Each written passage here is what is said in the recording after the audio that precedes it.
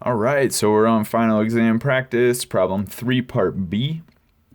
In this problem, we want to find the volume of this particular region when it's rotated about the line x equals 0, so in other words, the y-axis. So we should draw our region. Okay, so our region here is the collection of points, x comma y, so that x is always between 0 and 1, and y is always between 0 and e to the minus x squared.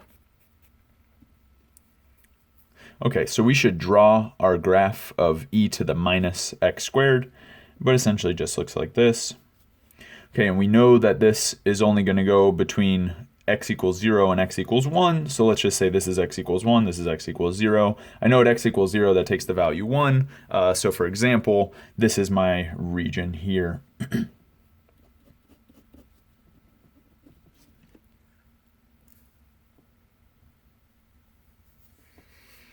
All right, so either way, this is y equals e to the minus x squared. Of course, is the highest that y can be.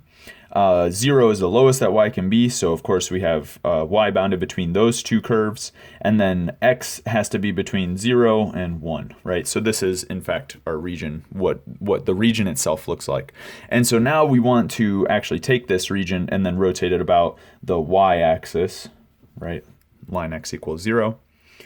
Okay, so we're going to do that. I don't even dare try to draw this, but either way, there's a question of whether or not I should use cross-sections or cylindrical shells. And so let me just point out to you that we have y written as a function of x, and we're rotating about the y-axis. And this is exactly the situation that we created the method of cylindrical shells for. So I'm going to use cylindrical shells here, and essentially to use cylindrical shells, I'll just write down my formula. Right, so I'm going to use cylindrical shells. All right, if you don't like cylindrical shells or don't want to use cylindrical shells for some particular reason, I suggest you pause this video now and try to compute this volume using cross sections. All right, so either way, let's write down the integral for the volume for the method of cylindrical shells. And so here, x is our variable, so we're going to be integrating from x equals 0 to x equals 1. We integrate 2 pi times the distance. So essentially we think about drawing a line segment here, kind of like a very thin, tall rectangle. And our cylindrical shells come from rotating these tall, thin rectangles around the same axis as our region, right? So this is essentially a cylindrical shell here. And so we need to compute the volume of each one of these cylindrical shells, and essentially that comes down to figuring out the circumference of the cylindrical shell and then multiplying by the height and the thickness. Okay, so either way, here the kind of the radius, if you were to take a cross section in a plane perpendicular to y, you would just see a circle for our cylindrical shell. But either way, the radius of that circle would be x, right? Essentially, I choose x, I draw that rectangle over x, and I'm rotating around the y-axis. And to compute the circumference of that particular cylindrical shell, it would be 2 pi x, right? Because I'm rotating about the y-axis. If I was rotating about a different vertical line, I would have to do a different computation there. So either way, then I need the height as well. So the height is just e to the minus x squared. Okay, not too difficult. It goes from 0 to e to the minus x squared. And then my thickness is just dx. All right, so this is my integral for the method of cylindrical shells. And so now at this point, I just need to compute my integral. Okay, so 2 pi. Actually, let me not pull that constant out. I just want to pull the constant pi out. So 0 to 1, I'll be left with 2x e to the minus x squared dx. So the reason that I didn't want to pull the 2 out is because I'm ultimately going to make this substitution.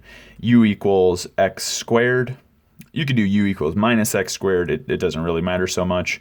And then in that case, du is going to be equal to 2x dx. So I'll just go ahead and immediately absorb the 2x dx into this du, right? So I have 2x dx, that's my du. And then I have e to the minus x squared, and this is e to the minus u by my designation of u. So now I just need to change my bounds so I can just work with my new variable u. Since we have a definite integral, that's always an option, and I feel like it's the best option. So either way, that's the way I'll proceed. So I want to change my bounds in terms of u. So when x was equal to 0, u was equal to 0 as well. Okay, when x was equal to 1, in fact, u is equal to 1 as well. So we changed bounds even though they're exactly the same. It's a coincidence that they're exactly the same. You still need to do that computation every time. All right, and so we see that we'll just have e to the minus u times du, and this is the integral that we want to compute now. So this is just an exponential function. We know how to compute antiderivatives of exponential functions. So it's e to the minus u, so I'll get a minus sign that comes out in front. And of course, to check that, you'll just make sure that when you take the derivative of e to the minus u times -1, this comes out to e to the minus u. All right, so by the chain rule, we get this minus sign coming out to cancel the minus sign outside. All right, so one step left, we just need to evaluate. So we have pi times, so when we plug in 1, this is going to be minus 1 over e, right? E to the -1 power. And then we're doing minus a negative thing, so I'll just write plus. And then when I plug in 0, e to the 0 is the same as e, or any number to the power 0. It's just equal to 1. So this is our final answer, pi times 1 minus 1 over e. Okay, you could probably think of 12 other ways to write that, but this one is absolutely acceptable, and we'll just leave it there. All right, so that was problem 3B.